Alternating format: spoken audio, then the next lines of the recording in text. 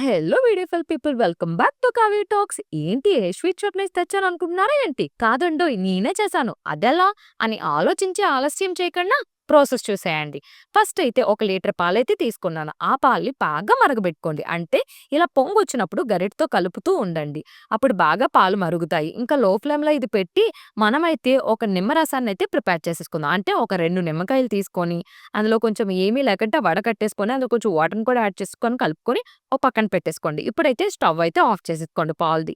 ఇప్పుడు ఆ పాలులోని ఈ నిమ్మరసాన్ని యాడ్ చేసేసుకోండి. ఆ వేడికి విరిగిపోతాయి. ఇన్ కేస్ విరగలేదనుకోండి, ఓ లో ఫ్లేమ్‌లో పెట్టి కాసేపు ఉంచితే ఒక 2 మినిట్స్ విరిగిపోతాయన్నమాట పూర్తిగా. ఇప్పుడైతే అందులోకి ఒక గ్లాస్ చల్లనీళ్ళు కూడా వేసుకోండి. ఎందుకంటే సాగకుండా ఉంటుందన్నమాట పన్నీర్ అనేది. ఇప్పుడైతే ఒక క్లాత్‌లో వేసుకొని గట్టిగా పిండేసుకోండి. అస్సలు వాటర్ లేకుండా. అలా పిండేసుకున్నాక కొంచెం వాటర్ కూడా అందులో యాడ్ చేసుకొని దాన్ని వాష్ చేసుకోండి. ఎందుకంటే మనం లెమన్ వేసాం కదా! ఆ పులుపు అనేది ఉండకంటూ ఉంటుందనమాట. అలా నేను 2 టైమ్స్ వాష్ చేసుకున్నాను. మీకొక టిప్ చెప్పనా? ఆ వాటర్ ఉంది చూసారా? మనం వడకట్టుకునే వాటరు. అది కర్రీస్‌లో వేసుకుంటే చాలా హెల్త్ బెనిఫిట్స్ అనేవి ఉన్నాయంట మరి. నేను కూడా కొన్ని మంది దగ్గర విన్నాను. ఆ ఏ హెల్త్ బెనిఫిట్స్ అనేవి మీకేమైనా తెలిస్తే కామెంట్ బాక్స్‌లో కామెంట్ చేసేయండి. ఇంకా ప్రాసెస్‌లోకి వెళ్తే దాన్నైతే గట్టిగా టై చేసేసుకొని ఒక 5 మినిట్స్ అయితే పక్కన పెట్టేసుకోండి. ఇన్ కేస్ ఏమైనా వాటర్ ఏదైనా ఉంటే పోతుందనమాట. ఇప్పుడైతే షుగర్ సిరప్ అయితే రెడీ చేసేసుకుందాం. ఒక కప్ షుగర్‌కి 2 కప్స్ ఆఫ్ వాటర్ అనమాట. అలా వేసుకున్నాను నేను. ఇప్పుడు అందులో బాగా మరిగాక ఒక 3 యాలకులు కూడా పడేసి అలా సిమ్‌లో పెట్టి ఉంచండి. ఇప్పుడు ఈలోపైతే దీన్నైతే గట్టిగా ప్రెస్ చేసుకుంటూ చాలా మెత్తగా సాఫ్ట్‌గా అయ్యేంత వరకు కలుపుకోండి. చపాతీ పిండిలా కలుపుకోండి. కలిపేసుకున్నాక వాటిని చిన్న చిన్న బాల్స్ లాగా చుట్టుకోండి.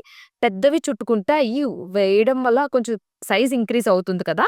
కాబట్టి చిన్న చిన్న సైజ్‌కు చుట్టుకుంటే బావుంటుందనమాట. నేను చూపిచ్చే విధంగా చూస్తున్నారు కదా! ఈ వీడియోలో. నేను చూపిచ్చే విధంగా మీరైతే చిన్న చిన్న బాల్స్ లాగా చుట్టుకున్నారు కదా! వీటిల్ని అలాగా షుగర్ సిరప్‌లో డిప్ చేసేయండి. మీరు స్టవ్ ఆఫ్ చేసేస్తారా ఏంటి వేసేసాక? అలా ఏం చేయకండి. గులాబ్ జామ్‌కైతే అలా, దీనికైతే అలా కాదండోయ్! లో ఫ్లేమ్‌లో పెట్టి ఒక 5-10 మినిట్స్ అయితే కుక్ చేయండి. అలా కుక్ చేయడం వల్ల సైజ్ అనేది ఇంక్రీజ్ అవ్వడం, లోపలికి సిరప్ అనేది వెళ్ళడం చాలా బావుంటుందనమాట టేస్ట్. ఈ 2 యూజెస్ కూడా అయితాయన్నమాట. ఇప్పుడు ఈ వీడియోలో చూస్తే మీకు అర్థమైపోయి ఉంటుంది. మనం వేసేటప్పుడు ఎలా ఉంది, ఇప్పుడు స్టవ్ ఆఫ్ చేసేటప్పుడు ఎలా వచ్చింది అనేది. ఇప్పుడైతే ఇలా స్టవ్ అయితే ఆఫ్ చేసేసుకోండి. నాలా ఆత్రం ఎక్కువ ఉన్నోళ్ళైతే ఒక 5 మినిట్స్, 10 మినిట్స్ ఉండి తినేయండి. లేదు అనుకుంటే ఒక 2, 3 అవర్స్ ఆగాక తింటే ఇంకా టేస్ట్ సూపర్ ఉంటుందనమాట. ఇంకా సిరప్ అనేది బాగా అబ్జర్వ్ చేసుకొని, ఒక్కసారి నేను చూపించే విధంగా మీరు కూడా ఒకసారి ఇంట్లో ట్రై చేయండి. ఏంట్రా బాబు స్వీట్ షాపులో ఇంత డబ్బులేసి కొంటున్నామా అనే ఫీలింగ్ కలుగుతదనమాట.